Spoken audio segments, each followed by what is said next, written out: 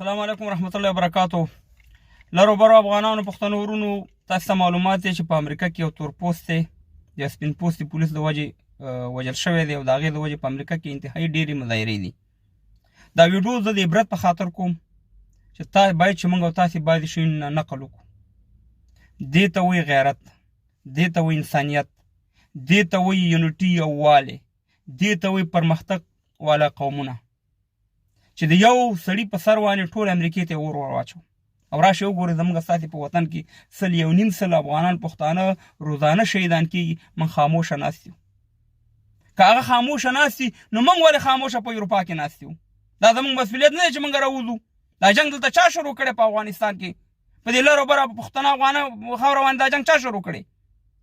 زه د ویډیو په سر کې ویم چې موږ ته به دا نه وایي چې ګلخانانو چې ویډیو په اردو کې وکړه، ځکه زموږ دا ویډیوګانې ټول ترجمه کېږي. زه فخر کوم په خپله افغانۍ پښتانه ژبه باندې چې زه ویډیو کوم.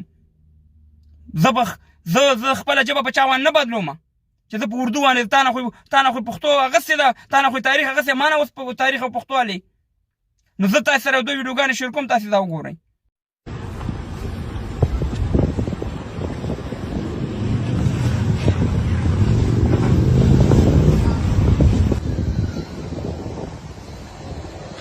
Protesters were tear gassed just outside the White House. The Army, ISI trained Al-Qaeda and all these groups to fight in Afghanistan.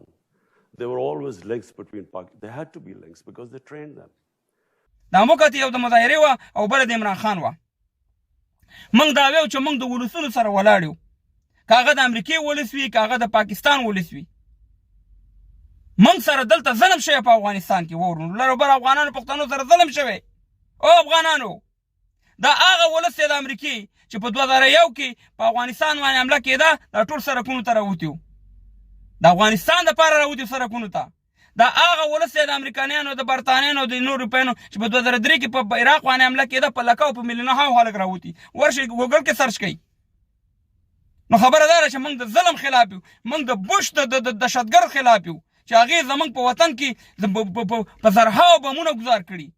موږ د دهشتګرد پنجابي ریاست خلاف یو چې مشرف زموږ په وطن باندې 50,000 حملې د دې پاکستان د هوایي میدانونه زموږ په وطن باندې وکړې، او زموږ ماشومان، زموږ ځوانان، زموږ سپین ږیري، زموږ طالبان لورونه وروره شهیدان کړه، در په در یې کړه، په ډالرو باندې خرڅ کړه، په امریکایانو باندې.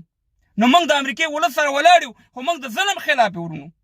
زه وایم چې رب العالمین دې تباہ و برباد کا بشا، رب العالمین دی ټرمه تباہ و برباد کا، رب العالمین دی مشرف د سپي په مرګ باندې مړ کا، رب العالمین دی ضیاء الحق هغه بدترین دوزخ کې دی الله تعالی تر اومه پورې لره. رب العالمین دی په افغانستان کې چې د بعضې چارواکي د امریکایانو په اوږه په 2001 کې راله او ویل په افغانانو او پښتنو باندې غټ غټ بمونه ورګزار کا.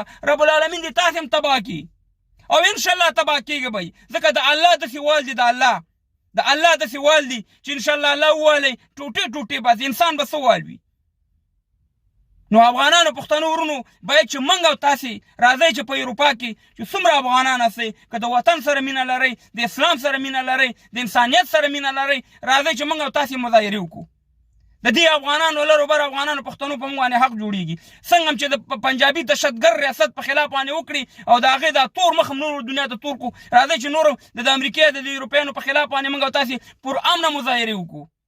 دا زموږ قانوني حق دی، په دې باندې موږ ته څوک نشي ویلی.